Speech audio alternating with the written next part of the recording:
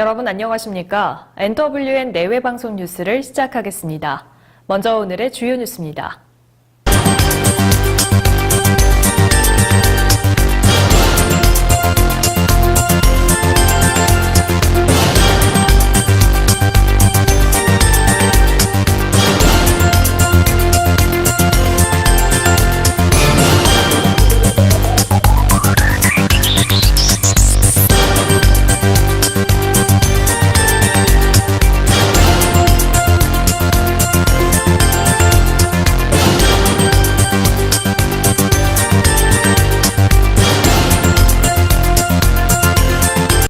김정은 국무위원장이 프란치스코 교황을 평양으로 초청했습니다.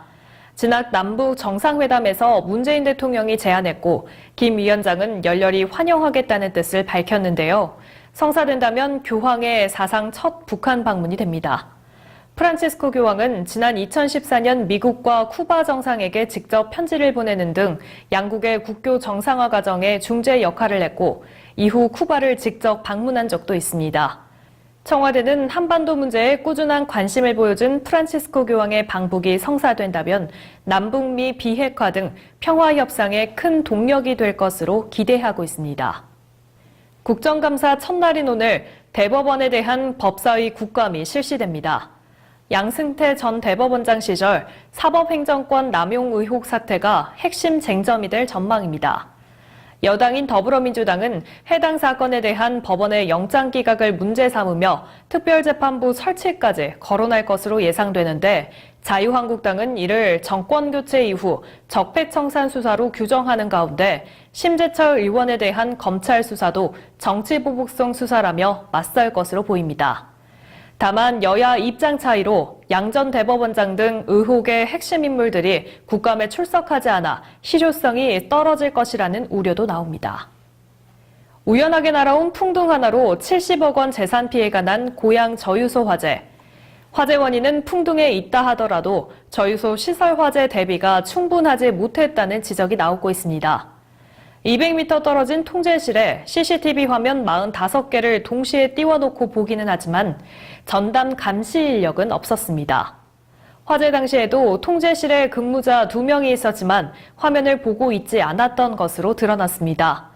명색이 국가 기반 시설이고 기름이 잔뜩 있어서 불이 나면 큰일 나는 곳인데도 화재 대비는 취약했습니다. 더구나 불시에 통로로 지목된 유증기 환기구에 인화 방지망이 있었지만 불이 확산되는 걸 막지 못했다는 사실이 확인되면서 방제시설 자체 결함 가능성도 조사해야 할 대목입니다. 울산해양경찰서는 취업을 미끼로 돈을 받아 가로챈 운산항운노조 사무국장 43살 조모 씨 등 3명을 사기 혐의로 구속했습니다.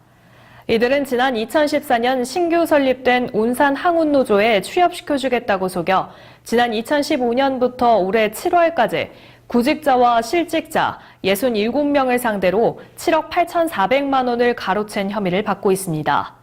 경찰에 따르면 조 씨 등은 3개월 안에 취업이 가능하다며 우선 노조 가입비와 진행비 명목으로 많게는 2,500만 원까지 받았지만 피해자 가운데 실제로 취업이 된 사람은 한 명도 없는 것으로 확인됐습니다.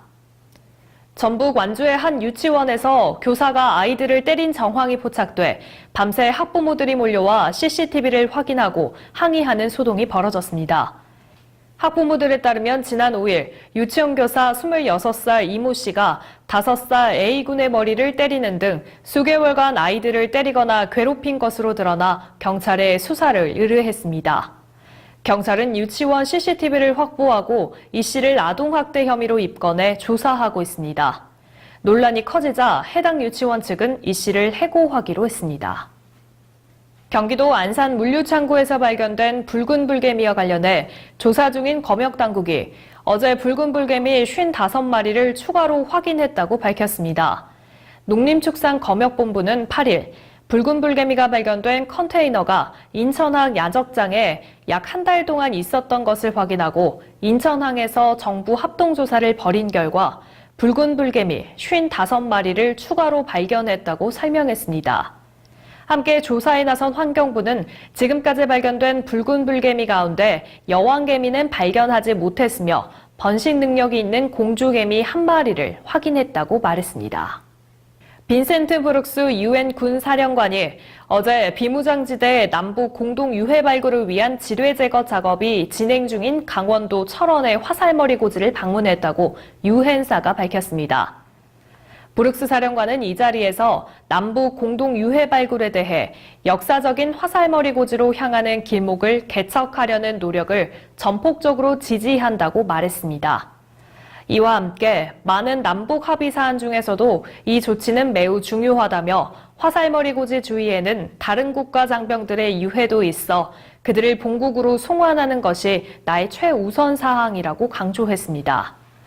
유엔사는 별도의 보도 자료를 통해 지뢰 제거 작업은 공동 유해 발굴을 위한 안전한 접근성을 확보하고 군사긴장 완화와 우발적인 충동 예발, 그리고 남북 간의 신뢰 구축을 가능하게 할 것이라고 평가했습니다. 오는 2020년 일본 도쿄에서 열리는 도쿄 하계올림픽에도 난민팀이 출전합니다. 국제올림픽위원회는 10일 아르헨티나에서 열린 제133차 총회에서 난민팀을 도쿄올림픽에도 구성하기로 했습니다. 난민팀은 2016년 리우 하계올림픽에서 처음으로 탄생한 이래 2개 대회 연속 올림픽 무대를 밟습니다. 그룹 방탄소년단이 한국 그룹 최초로 미국 아메리칸 뮤직 어워즈에서 수상했습니다. 소속사 빅히트 엔터테인먼트는 방탄소년단이 현지 시간 9일 미국 캘리포니아주 로스앤젤레스 마이크로소프트 공연장에서 열린 2018 아메리칸 뮤직 어워즈에서 페이보릿 소셜 아티스트 상을 받았다고 밝혔습니다. 이 부분에는 카디비, 아리에나 그란데, 데미 로바토, 션 맨데스 등 쟁쟁한 아티스트들이 후보로 올랐으나 방탄소년단이 수상의 영광을 안게 됐습니다. 윤호중 의원이 국토부로부터 제출받은 자료에 따르면 10월 4일 기준 BMW 리콜 완료율은 42.1%로 아직 리콜을 받지 않은 리콜 미실시 차량이 6만 1,510대에 달합니다. 현재 BMW 화재 진상조사는 자동차 안전검사기관인 자동차 안전연구원 주도로 민간 합동조사단에 의해 진행되고 있지만 자동차 안전연구원 내 자동차 결함 인원은 13명에 불과해 인력 부족 문제가 제기됩니다.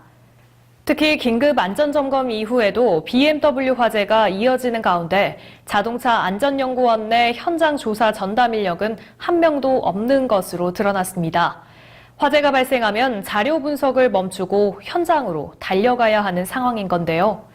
윤호중 의원은 BMW와 같은 자동차 안전 관련 사고 재발을 막기 위해서는 시급히 자동차 안전검사 인력을 보강하고 장기적으로는 해외 자동차 안전기관과 같이 제작사와 동등한 수준의 역량을 갖춘 전문 연구기관을 운영해야 한다고 강조했습니다.